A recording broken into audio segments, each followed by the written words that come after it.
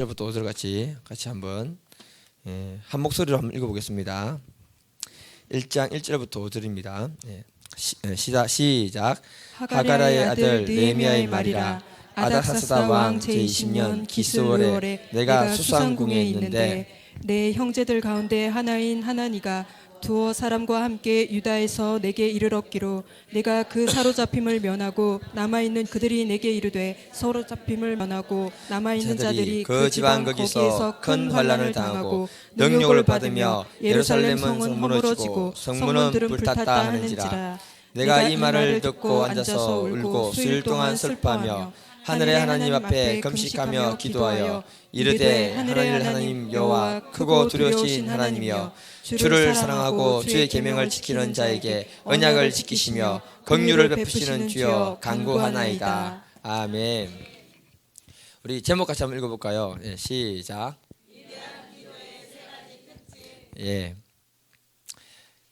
반갑습니다. 지난주처럼 막 이게 재밌게 하면 좋을 것 같은데 이게 또 오늘 또 어떻게 될지는 모르겠습니다. 주의 영이 잡아줘야지 되는 건데 그래 제가 약간 제정신이 아닌 상태에서 설교를 해야 은혜를 받는 것 같더라고요. 이 제정신이면 안 되는 것 같아요 이게. 그러니까 위대한 기도는요, 그러니까 위대한 인생을 만든다는 말이 있습니다. 그래서 우리가 인생의 크기를 그 생각의 크기나 기도의 크기에 따라서 그 인생이 달라진다고 저는 이렇게 생각합니다. 내가 어떤 생각으로 기도를 하고 있는가, 그 생각, 그 기도를 하나님 받으시는 거예요. 받으시고 그 인생을 하나님 그렇게 열어주시는 것입니다. 그래서 우리가 기도를 참 잘해야 돼요. 현대선교의 아버지인 윌리엄 캐리가 뭐라고 외쳤냐면은 하나님으로부터 위대한 일을 기대하라, 하나님을 위해서 위대한 일을 시도하라 이렇게 말했습니다. 그는 가난한 구두수순공이었거든요. 그런데 이 사람이 예수를 만나고 난 다음에 꿈과 소망이 생기니까 인생의 목표와 방향이 달라진 것입니다. 달라지니까 어떻게 했냐면은 구두수순하면서 자기 앞에 세계 지도를 펼쳐놓고, 구두수순하면서 세계 지도를 펼쳐놨다는 건 좀 신기한 거 아닙니까? 그 앞에 뭐라고 적어놨냐면은 큰 비전을 가지라, 크게 기도를 하라, 큰 기대를 걸라, 요 기도 제목을 붙여놓고 날마다 기도하면서 그 구두수순을 했대요. 그리고 이분이 그 기도대로 하나님께 쓰임 받는데 인도의 선교사를 가서 현대 선교의 아버지로 이렇게 쓰임 받게 됩니다. 그렇게 되는 이유가 뭐냐면은 성경을 약 40개국 정도로 번역을 했대요. 이게 별로 놀라는 게 아닌데요. 여러분 영어로 읽지도 못하는 판국에 40개국을 갖다가 번역해서 성경을 만들었다. 대단한 것 아닙니까? 그리고 대학을 세우고 많은 사람들에게 복음을 전해가지고 이 사람이 굉장히 위대한 사람으로 쓰임 받았습니다. 그가 그렇게 될 수 있었던 이유가 어디 있느냐? 저는 기도 때문인지 저는 믿습니다. 그의 생각이 달라졌기 때문에 저는 믿습니다. 그래서 우리가 무슨 동기로 어떤 기도를 하는가, 그 기도가 바로 우리 인생을 결정한다. 그래서 하나님의 사람들은 하나님이 요구하지 못할 만큼 놀랄 만큼 끔찍한 기도 제목을 가지고 나아가서 기도를 할 때 하나님이 그래 네 믿음대로 내가 채우리라 이렇게 말씀해 주는 거예요. 오늘은 우리가 느헤미야를 통해서요 그의 위대한 그 기도의 세 가지 특징을 보겠는데 3주간 보겠는데요. 첫 번째는 나라와 민족을 위해서 기도하는 그 눈이 열렸다는 겁니다. 느헤미야의 기도의 동기가 무엇인가? 우리 4절 한번 읽어볼게요. 4절 시작. 내가 이 말을 듣고 앉아서 울고 수일 동안 슬퍼하며 하늘의 하나님 앞에 금식하며 기도하여. 느헤미야가 어떤 말을 듣자마자 슬피 울면서 금식하면서 수일 동안 이렇게 울었다 기도했다 이렇게 말합니다. 본문 2, 3절에 보니까 느헤미야의 형제인 하난이라는 사람이 있어요. 이 사람이 바벨론 그 수산궁에서 예루살렘까지 거리가 약 1000km 넘거든요. 1000km 넘는 곳을 갔다 와서는 보고를 하기를 뭐라고 하느냐 하면은 예루살렘에 포로로 끌려가지 않고 남아있는 사람들의 그 삶이 너무 비참하더라. 큰 환난을 당하고 있는데 이방인들이 와가지고 욕을 하고 조롱을 하고 그렇게 살고 있더라. 예루살렘 성벽은 다 무너지고 성벽의 그 대문, 성문, 그래. 원래 목사가 기때같이 얘기해도 잘 알아듣는 우리 성도님들 감사합니다. 대문, 성문, 그렇죠. 성문이 다 불탔대요. 다시 말하면 예루살렘 성벽이 무너진 지 벌써 100년이 거의 지나가는 시점입니다. 그런데 폐허가 되어 있고 그 백성들이 이방 사람들한테 조롱을 당하는 거예요. 그러니까 뭐냐면은 너희들이 거지같이 살고 있는데 너희들이 섬기는 하나님이 뭐냐, 그런 하나님이 나는 섬기지도 않겠다, 이런 식으로 조롱을 하는데 아무 말도 못하는 겁니다, 여러분. 예. 과거 예루살렘 하면요, 하나님의 영광이 가득했고요, 난공불락의 요새고요, 하나님이 특별히 지키고 보호하는 성이라고 사람들이 다 알았습니다. 그런데 100년 가까이 버려진 성, 그 백성들이 조롱받을 때 하나님도 같이 조롱받는 거 아시죠, 여러분? 그래서 이방인들이 하나님과 백성을 같이 조롱하고 있는 그 사실을 목도한 거예요. 그 소식 듣고는 가슴이 아픈 거예요. 통곡하고 금식하면서 하나님께 슬피 울며 기도했다, 이렇게 말하고 있습니다. 느헤미야의 기도의 동기가 뭐냐 하면은 자신의 안위와 자신의 삶을 위한 기도가 아니라는 거예요. 그의 기도의 동기는 나라와 민족을 위한 기도이면서 하나님의 영광을 다시 회복시키고자 하는 그 고차원적인 차원에서 울고 있고 기도하고 있다, 이렇게 우리에게 말하고 있는 것입니다. 여러분, 우리나라가요, 우리나라 위상이 최하위 빈민국에서 2010년도에 이미 13위, 15위 찍었습니다, 여러분. 예. 앞으로 특별한 일이 없는 이상 2030년 가면요, 우리나라가 전 세계 5위권 안으로 들어간대요. 예. 예. 가봐야 알겠지만, 예. 그러니까 1960년대 그때에는 지금 이걸 생각도 못하는 사건이라는 거예요. 거지 같은 사람들이었는데 전 세계가 얼마나 우리나라 좋아하는 거 아십니까, 여러분? 한류가요 전 세계를 휩쓸고 있어요. 그 TV 프로그램 중에 어디서 왔냐 뭐 프로그램 있잖아. 한국 너무 좋아해요. 애들이 살고 싶대요. 미국의 방탄소년단, 방탄 아이돌 야들이 지금 그걸 휘두르고 있어요, 여러분. 미국 사람들이 우리나라에게 무비자로 3개월 동안 여행할 수 있도록 줬다는 건요, 대단한 일이거든요. 이만큼 우리나라 위상이 좋아졌습니다, 여러분. 그런데 우리가 잊지 말아야 되는 게 뭐냐 하면은 IMF 때를 잊지 말아야 됩니다. 지금 사람들이 뭐라고 합니까, 여러분? IMF 때만큼 어렵고 힘들다요. 예.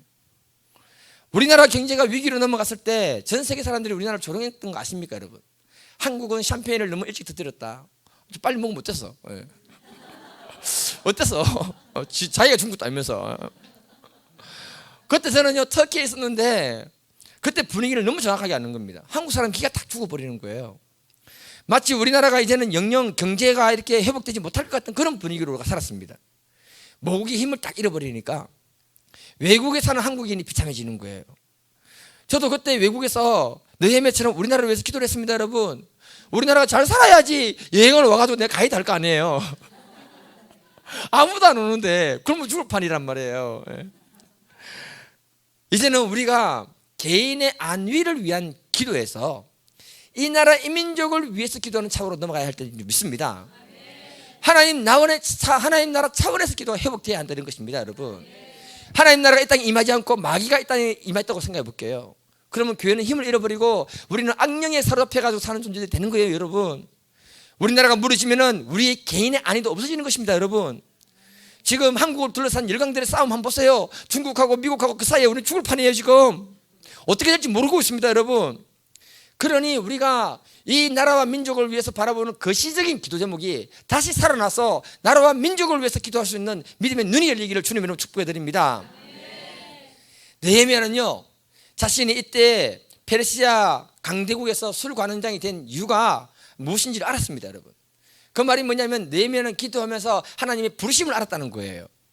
그래서 느헤미야의 삶은 새로운 전환점이 맞이하게 되는데 그 전환점이 뭐냐면은 남들이 보지 못하는 그 새로운 동기에서 시작된 기도로부터 그 삶이 이어지게 된다고 이렇게 말하고 있는 것입니다. 느헤미야가 한 개인이거든요. 그 개인이 한 민족을 위해 기도하고 있고 하나님 앞에 금식하면서 기도하고 있다, 이걸 생각이 되는 거예요. 예수님도 우리에게 기도를 가르칠 때 거시적이고 큰 기도부터 하라고 말씀하고 있습니다, 여러분.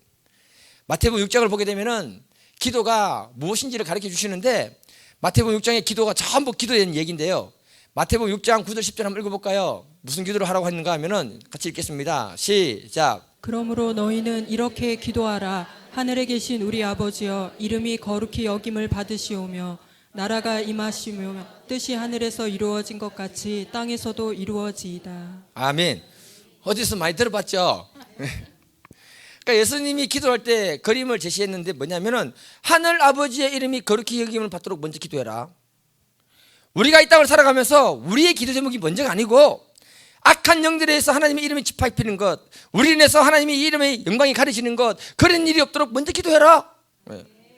그 다음에 두 번째가 뭐냐? 하나님 나라가 임하도록 기도하라. 여러분, 이 자리에 하나님 나라가 딱 임하면 병든 사람이 치유될까 안 될까요? 치유되는 거예요. 귀신은 나갈까요 안 나갈까요? 나가는 거예요. 하나님 나라가 임하면 우리 삶의 형통이 열릴까요 안 열릴까요? 열리는 거예요. 그걸 기도해라. 큰 걸 기도해라. 마치 못하고 똑같은가 하면은 전에 말씀드린 적이 있는 것 같은데요, 에베레스트 산 올라가는 사람들은, 그거 준비하고 있는 사람들은, 우리나라 지리산 해발이 1700점 되더라고요. 그 지리산은 쉽게 넘어갈까요 안 넘어갈까요? 넘어가잖아요. 그런데 우리 동네 저 뒤에 있는 옥녀봉, 거기 뭐 왔다 갔다 하는 사람들은 지리산 한번 넘으면 어떻게 될까요 여러분? 맨날 며칠 동안 못 살아가지고 뻗어 있을걸요. 꼼짝을 못 할걸요. 그래서 우리가 기도하는 그 동기가 큰 걸 하라는 거예요. 하나님의 거룩을 위해서, 하나님 나라가 임재하도록 위해서, 그 나라를 위해서 기도하는 그 사람이 되면 지혜롭다. 그때 우리의 삶에 모두 필요한 것들은 하나님이 스스로 채워주신다, 이렇게 말하는 거예요. 마태복음 6장을 보면은 결론이 뭔지 아십니까 여러분? 무엇을 먹을까, 무엇을 마실까, 무엇을 입을까 염려하지 마라. 그런 기도하지 마라. 그런 기도하는 게 뭐냐면은 이방인들이 기도하는 거 똑같아. 절에 가서 맨날 주시옵소서 주시옵소서 하는 거나, 남녀호랑 경교에서 주시옵소서 주시옵소서 주시옵소서 하는 거나, 교회 와서 주시옵소서 주시옵소서, 똑같아. 수들이 너무 똑같아. 그런 기도 하지 마라. 그런 기도를 하지 말고 무슨 기도를 하냐면은 마태복음 6장 33절 읽어볼게요. 시작. 그런즉 너희는 먼저 그의 나라와 의를 구하라. 그리하면 이 모든 것을 너에게 더하시리라. 아멘. 예수님이 단호하게 말씀합니다. 여러분, 그런 거 유치한 거 기도하지 말고 먼저 그의 나라와 의만 구하면은 나머지 이 모든 것은 너에게 다 주겠다. 기도를 바꿔라. 우리의 기도 제목이 바뀌어야 할 줄 믿습니다. 여러분, 기도의 차원이 좀 더 고차원적인 세계로 나아갈 수 있기를 축복해 드립니다. 이제는 생존의 문제를 넘어서서 하나님 나라가 임할 수 있도록 우리가 기도하면은, 우리의 가정에 하나님 나라 임하면 형통이 따라오는 것입니다. 여러분, 근사님, 이때까지 자기 기도를 많이 했어요? 아니면 하나님 나라와 이 나라 인민족으로 기도를 많이 했습니까? 강근사님, 고개 숙이지 마시고 빨리 얘기하세요. 죄송합니다. 너무 무섭게 얘기해가지고. 그 뒤에 있는 근사님, 학교에서 제일 싫었던 게 뭔지 아십니까 여러분? 수업 시간에 한번 질문을 하는데, 야 그 뒤에 그래 내가 옆으로 어려우면 곤란 그래가지고 두드려 패고 그랬어요. 선생님들이 많이 맞았어요. 저는 몰라서. 아 진짜 오늘 며칠이야? 이러면 긴장하는 거예요. 몇 번부터 그 줄부터 옆으로 가니까. 네, 연옥 권사님 기도 들어보니까 연옥 권사님은 기도가 달라요. 기도를 어떻게 많이 이제 공부하고 오셨는지 모르겠지만 나라와 민족부터 해서 자기 기도를 안 하고 별것 다 하고 있어요. 그냥. 이야, 지혜롭다. 많이 배웠습니다 제가. 한 노처녀가요 기도를 하고 있었는데요, 무슨 기도를 했냐면은, 하나님 빨리 저에게 신랑감을 하나 주시옵소서, 신랑을 보내주시옵소서, 열심히 기도를 하고 있었어요. 목사님이 지나가면서 들으니까 너무 한심한 거예요. 그래서 뭐라고 말했는가 하면은, 자매님, 자기 기도보다는 남을 위한 기도를 좀 많이 하세요. 좀 기도를 좀 고차원적인 기도를 많이 하면 나머지는 하나님 다 알아서 해주십니다. 그렇게 얘기한 거예요. 저하고 똑같은 말했습니다. 그 말 듣고 자매님이 기도를 바꿨습니다. 진짜로. 어떻게 바꿨느냐? 하나님 빨리 우리 엄마에게 사위 하나 주세요. 바꿔야 돼요. 그래서 사위 줬대요. 자, 한번 따라와 봅시다. 우리의 기도 제목을 바꿉시다. 나라와 민족을 위한 기도를 합시다.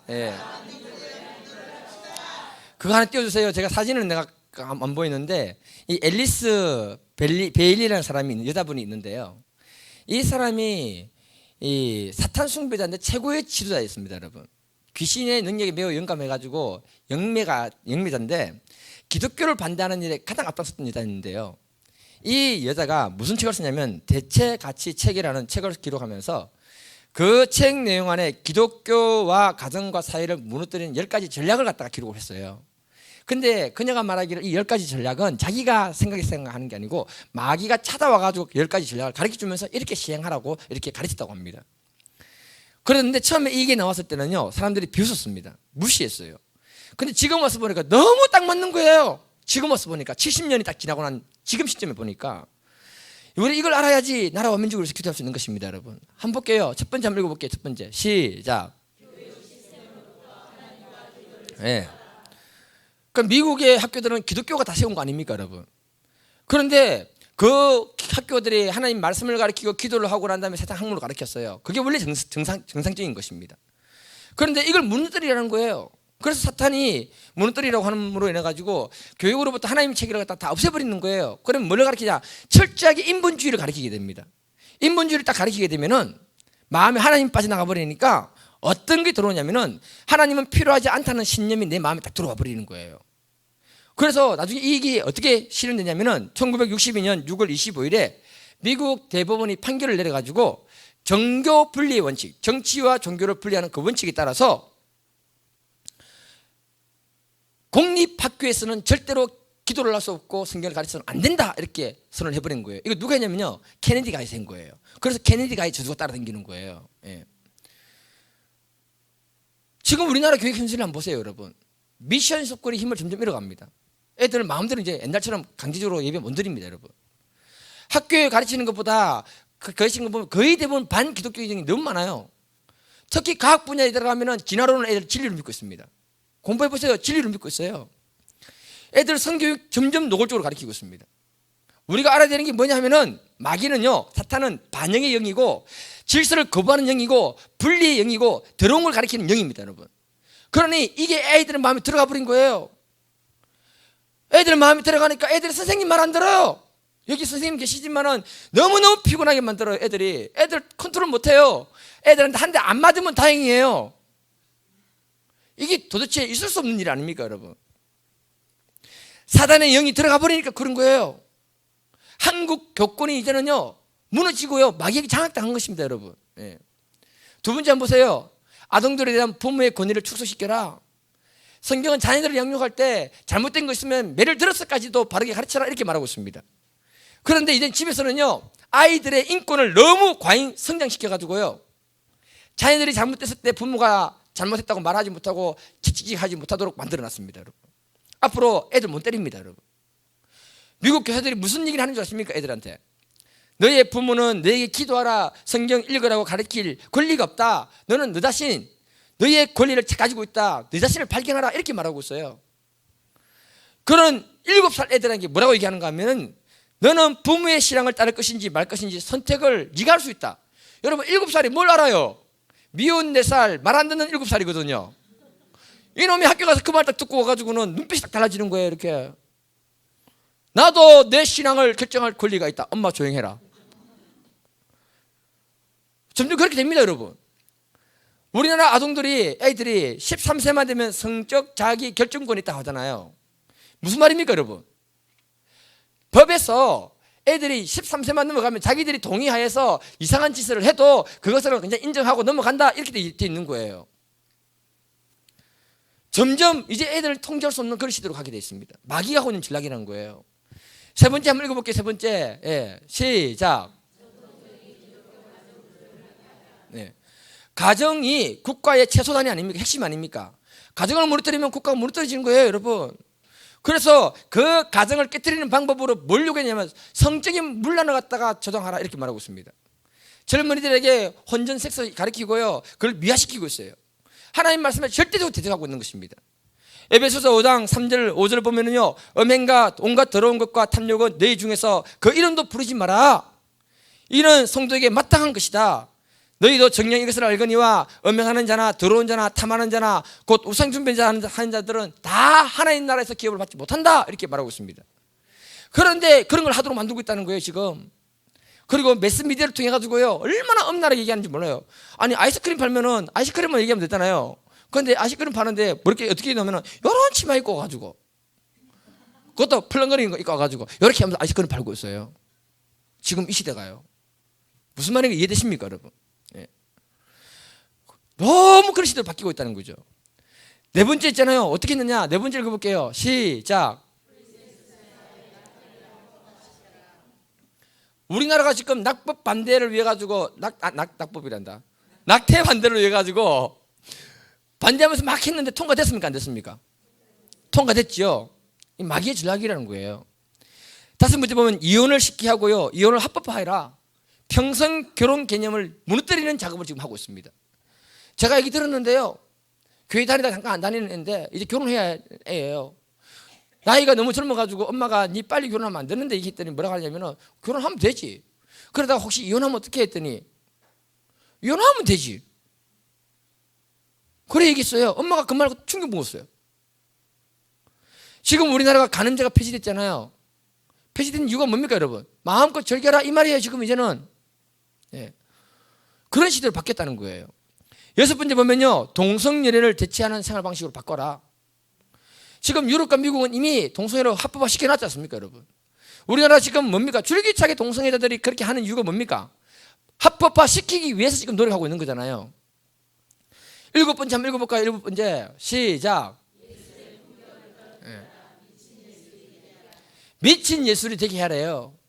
예술이 다 미쳤어요 여러분. 미술 미쳤어요. 그래서 미술이잖아요 여러분. 음란해요. 음악, 아이돌이 부르는 음악 있잖아요. 들어보면요 전부 성이 된 얘기입니다 여러분. 아십니까? 아무도 안 들으시니까 모르시는구나, 거룩한 분들만.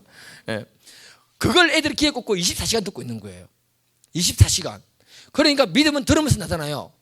보세요, 믿음은 들으면서 나죠. 성경 말씀을 들어야 되잖아요. 뭘 듣고 있어요? 24시간? 음란한 것만 듣고 있으니까 애들 생각이 음란하게 딱 잡혀본 거예요.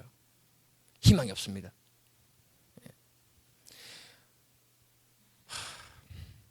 그래서 우리가 개인의 기도를 넘어서야 된다는 거예요 여러분. 여덟 번째 보면요, 매스미디어를 이용해가지고 인간의 사고방식을 바꿔라. 말 안 해도 지금 얼마나 음란한 것들이 매스미디어 속에서 나타나고 있습니까 여러분. 그래서 우리는 휴대폰부터 이런 것들을 사실은 다 없애버리고 그냥 산에 들어가 살아야 돼요. 우리끼리 정말 컴퓨터 있잖아요. 참 재밌는 게요, 나는요 컴퓨터 별로 쓰는 게 아니고 그냥 이 검색 요거만 보려고 했는데 그 검색에 들어가 보면은 또 다른 검색할 만한 게 또 있어요. 그거 들어가면 이상한 데 자꾸 끌어가는 거예요. 정말로 그래요. 컴퓨터요, 이거 워드 쓰는 거 외에는 안 써야 돼요.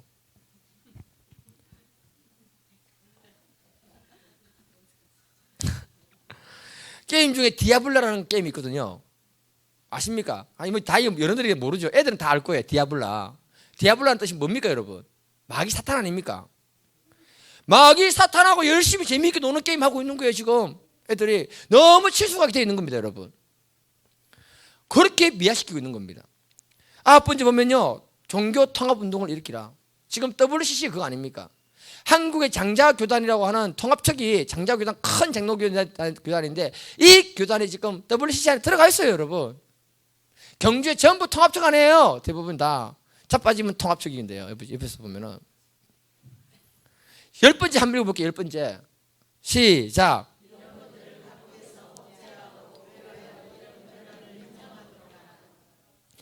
교회가 끼어있지 않을 때, 이런 것들이 합법화될 때 교회가 묵인을 하든지 교회가 동조하도록 만들어라, 이렇게 말하고 있는 것입니다 여러분.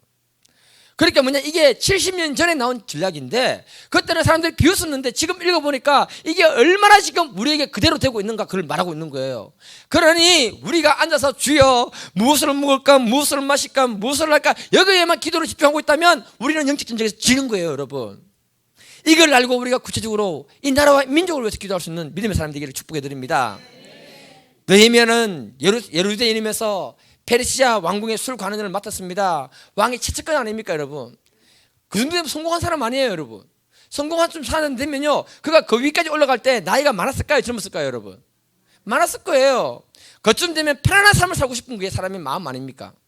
그런데 그는 새로운 일에 도전을 하는데 그 기도가 나라와 민족을 위한 기도였기 때문에 그의 삶을 내려놓고 도전하는 그런 사람으로 바뀌었다, 이렇게 말하고 있는 것입니다.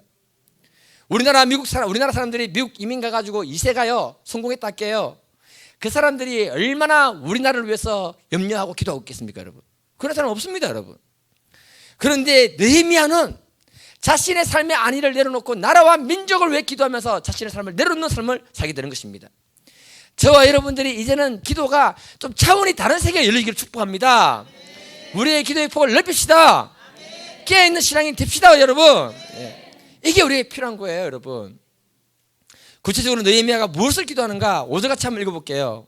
시작. 이르되 하늘의 하나님 여호와 크고 두려우신 하나님이여 주를 사랑하고 주의 계명을 지키는 자에게 언약을 지키시며 긍휼을 베푸시는 주여 간구하나이다. 아멘. 느헤미야 기도 특징이 뭐냐면은 나라와 민족을 위해서 기도하고 있는데요, 그 기도에 하나님의 언약을 붙들고 있고 그 속에 하나님의 긍휼을 구하는 기도를 하고 있습니다. 여러분, 사실 이스라엘 백성들이 이렇게 된 이유가 어디에 있습니까? 여러분, 그들의 죄악 때문에 이렇게 된 것입니다. 그런데 하나님께 뭘 구하는가 하면, 하나님 은혜와 긍휼을 구합니다. 당신의 언약이 있지 않습니까? 그 언약을 하나님 지켜주시옵소서, 이렇게 기도하고 있어요. 제가 이 느헤미야를 보면서 느끼는 게 뭐냐면요, 자기 한 사람이 하나님을 경외하고 있으니까, 하나님 내가 하나님 경외하고 있으니까 하나님의 당신의 언약이, 그 말씀이 우리 백성이 이루어지게 하시고 긍휼을 베풀어 주심으로 이제는 그런 수치로부터 벗어나게 해주시옵소서, 그렇게 기도를 하고 있는 것입니다. 정말 누가 진짜 지도자인가?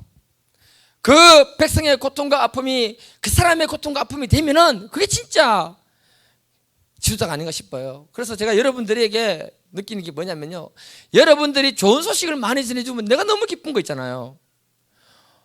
그게 저의 마음이에요. 여러분, 어디 가서 맨날 죽 쓰는 얘기만 해보세요. 여러분, 그 말 들으면 너무너무 불편한 거예요. 그러면서 기도하게 되는 거예요. 그래서 우리가 진짜 지도자가 된다는 건 뭐냐면은 하나님의 마음이 우리 안에 들어와야 좋습니다. 그래서 그는 모든 걸 내려놓고요 예루살렘 내려가는 거예요. 여러분, 예수님이 철저히 자기 희생을 통해서 십자가를 지시면서 우리를 구원했던 것처럼 그의 삶을 그래했다라고 말하고 있는 것입니다. 이런 삶의 출발이 어디서 나왔느냐? 동기가 바로 기도에서 나왔다, 이렇게 말하고 있습니다. 우리가 무엇을 놓고 기도할 것인가? 제가 20대 초반에 주님께 선교사로 부름받고 나서 기도를 열심히 했었습니다. 여러분, 그런데 잘했든 못했든 간에 하나님은 선교사로 갈 수 있도록 길을 열어주시더라고요. 그리고 제가 신학교 때 교회를 통해서 한 지역을 변화시키는 그걸 바라보고 기도를 한참 많이 했던 적이 있었거든요. 근데 그 기도를 잊어버렸어요. 기도를 잊어버렸는데 이번에 계기를 해가지고 하나님이 저한테 다시 일깨워주시는 거예요. 그래서 제 기도가 달라지기 시작했습니다. 여러분, 제가 이 설교를 한 이유가 그거예요. 여러분, 그전에는 그 기도를 잊어버렸는데 하나님이 이제는 이 지역을 교회를 통해서 변화시켜서 하나님 나라가 임재하는 것 봐야 된다, 깨워줘 주시는 순간에 내가 이거 붙들고 기도해야겠다. 목사들이 이 지역의 변화를 위해서 모여가지고 또 기도하는 그 환상을 바라보면서 기도하고 있습니다. 여러분, 성도들이 기도하는 것보다 목사들이 그렇게 모여와 기도할 때 하나님이 강력하게 역사하는 거예요. 또 이 지역의 악한 마귀의 진지를 이제 파괴하고 그들을 갖다 공격하기 위해서 우리가 그런 기도가 있을 때 하나님 그것을 열어주시는 것입니다. 여러분, 우리가 이 말씀을 어떻게 적용할 수 있는가 하면요, 현재 우리의 영적인 현 주소를 한번 보십시오. 무너진 곳이 너무 많아요. 여러분, 학생들에게 교권이 무너졌습니다. 선생님 할 수 없어요. 이제 집에서도 부모가 자녀들에게 말 잘 못합니다. 여러분, 튕겨 나가버립니다. 교회에 와서 바르게 얘기하면 애들이 듣기 싫어해요. 여러분, 한국이 가정의 위기를 갖고 있습니다. OECD 나라에 한국이 이혼율 1위라고 말하고 있어요. 성정체성이 무너지고 있어요. 여러분, 어떤 목사님이 작년에 동성애하는 사람들 잘못됐다, 그 가가지고 막 얘기를 했더니 동성애하는 애들하고 이렇게 몸싸움이 일어난 거예요. 그런데 경찰이 동성애자는 그대로 가만 놔두고 목사님을 수갑 채워가지고 경찰로 데려갔습니다. 여러분, 무슨 말입니까? 여러분, 공권력이 동성애를 갖다 지지해주고 있다는 말이에요. 말 다 했습니다. 이제는 목사로서 부끄럽지만은 목사들이 너무 많이 타락했습니다. 여러분, 하나님을 가까이 하고 찾는 목사들이 생각보다 많이 없습니다. 여러분, 교회의 주인이 주님이 되어야 되는데 교회의 주인이 목사님이 되어 있는 분들이 많이 있습니다. 여러분, 우리가 교회를 다니고 있지만은 우리 인생의 주인이 주님이 되어야 되는데 주님이 되기보다는 내가 주인이 된 사람들이 많이 있습니다. 여러분, 하나님을 사랑하는 마음을 잃어버리는 성도들이 점점 많이 늘어나고 있습니다. 여러분, 현실입니다. 여러분, 교회들마다 기도가 약해지고 무너지고 있습니다. 여러분, 나라와 민족을 위한 구국 기도를 했던 기도원들이 지금 문을 닫고 있습니다. 여러분, 이게 현실입니다. 여러분, 이런 영적인 현실들을 본다면은 지금 우리나라가 영적으로 얼마나 위기 상황에 떨어져 있는가를 갖다가 우리가 알 수 있다는 거예요. 그러니 우리가 나라와 민족을 위해서 기도하지 않을 수 없다는 것입니다. 여러분, 이때 누군가는 나라와 민족을 위해서 눈물을 흘리며 기도할 때 하나님이 그 나라와 민족을 살려주시고 우리의 기도를 듣고 우리를 새롭게 해주실 줄 믿습니다. 여러분, 이와 같이 우리가 우리의 마음을 하나님께 들을 수 있기를 바랍니다. 선조들이, 우리 믿음의 사람 선조들이 기도함으로 그 기도의 덕을 본 사람들이 지금 우리 아닙니까? 여러분, 지금 우리가 나라와 민족을 위해서 기도하면 우리 후손들이 그 덕을 보며 살게 되는 줄 저는 믿습니다. 이 나라의 민족이 통일 세상 나라가 될 수 있도록 저는 기도해야 되는 겁니다. 여러분, 우리나라가 바뀌어야 돼요. 이제는 우리나라 말이 영어로 뭡니까? 여러분, 우리나라 말이 영어로 뭡니까? 코리아죠. 이걸 갖다가 예루살렘 가면은 히브리 사람들이 꼬레아라고 불러요. 꼬레아. 예, 꼬레아. 꼬레아라는 말은요, 히브리어 카라, 꼬레라는 말이 카라의 같은 어원에서 나왔어요. 무슨 말인가 하면요, 히브리 말은 모음이 있어요, 없어요? 물어볼 때는 없는 거예요, 여러분. 예. 모음이 없어요. 그래서 꼬레라나 카라나 같은 어원이에요, 같은 어원. 그런데 이 히브리 사람들이, 이스라엘 사람들이 부르는 자, 부름을 받는다, 부르는 자는 말을 꼬레라고 불러요. 꼬레. 사무엘상 26장 14절을 보게 되면은 아브넬이 건너편 산에서 외치는 다윗을 하코레라고 합니다. 하코레. 하코레라는 말이 뭐냐면은 왕을 부르는 너라는 뜻이에요. 왕을 부르는 너. 그런데 이 하라는 이 단어가 있는데, 하라는 단어가 있는데 앞에 붙으면 한이지 하지만은 뒤에 붙으면 아로 바뀌어요. 아로. 꼬레아로 바뀌는 거예요. 꼬레아로. 꼬레아가 되면은 무슨 뜻인가 하면은요, 하나님 부르신다, 부르신 하나님 이런 뜻이 들어있는 거예요. 그래서 그 사람들이 뭐냐, 이거가 지금 부르심 받은 민족이라고 말하고 있어요. 그 사람들이 내 말이 아니고 그 사람들 말이에요, 여러분. 그래서 어떻게 나오느냐 하면은 성경을 보면 이렇게 나오는 거예요. 이사야 55장 5절 한번 읽어볼까요? 이렇게 나와 있습니다. 시작. 보라, 내가 알지 못하는 나라를 내가 부를 것이며 너를 알지 못하는 나라가 내게로 달려올 것은 여호와 내 하나님 곧 이스라엘의 거룩하신 이로 말미암음이니라. 이는 그가 너를 영화롭게 하였느니라. 말씀을 보시면요, 하나님이 이스라엘 백성들이 알지 못하는 나라를 부르신대요. 맞지요? 이스라엘 백성들이 알지 못하는 나라가 너희들에게 달려올 것이다, 이렇게 말하고 있어요. 맞지요? 이스라엘 나라가 알지 못하는 나라라면 주변국일까요? 아니면 저 먼 나라일까요? 주변국일까요? 먼 나라일까요? 먼 나라예요. 그래서 터키에서 동방이라는 말을 갖다 뭐라고 부르느냐, 터키어로 하면은 우작돌루라 부르는데, 우작 멀리 있는 동쪽, 이걸 갖다가 뭐냐면은 동방이라고 불러요. 다시 말해서 알지 못하는 나라에서 너희들을 불러온다. 그런데 이사야 41장 2절에 보게 되면은 누가 동방에서 사람을 일깨워 공의로 불러 자기 발 앞에 이렇게 하겠느냐. 하나님이 동방에서 사람을 일깨워서 자기 발 앞으로 이끌어 오신대요. 네. 그래서 이 말을 가지고 뭐라고 하느냐면은 그 동방의 사람이 바로 우리라고 말하고 있는 거예요. 마지막 시대에 하나님 꼬레아로 부른 이는 하나님의 일을 위해서 우리나라를 불렀다는 거예요, 여러분. 그러니 우리가 이 나라와 이 민족뿐만 아니라 세계적인 기도를 우리가 해야 되는 민족인데, 무엇을 먹을까, 무엇을 입을까, 어떻게 살까, 이 문제를 놓고 기도만 하고 있다면 정말 얼마나 어리석은 사람인가, 이렇게 말하고 있는 것입니다, 여러분. 느헤미야가 나라와 민족을 위해서 기도했던 것처럼 이제는 우리도 나라와 민족을 보고 기도할 수 있는 믿음의 눈이 열기를 축복해 드립니다. 느헤미야의 기도는 자신의 안위를 위해서 기도한 것이 아닙니다, 여러분. 오직 하나님의 백성, 그 민족, 그 나라를 갖다가 위해서 기도했던 사람이라고 말하고 있는 것입니다. 그리고 하나님의 은혜와 긍휼을 구했다, 이렇게 말하고 있는 거예요. 저희들이 이 기도를 배워야 되는 것입니다. 우리나라 이 한민족을 보면요, 지금 하나님의 은혜와 긍휼이 정말 절실히 필요한 그 시점에 와 있습니다, 여러분. 6.25 분단 이후로 우리나라가 지금 69년이 됐거든요. 제가 계산을 해보니까. 그런데 우연찮게 내년이 70년입니다, 여러분.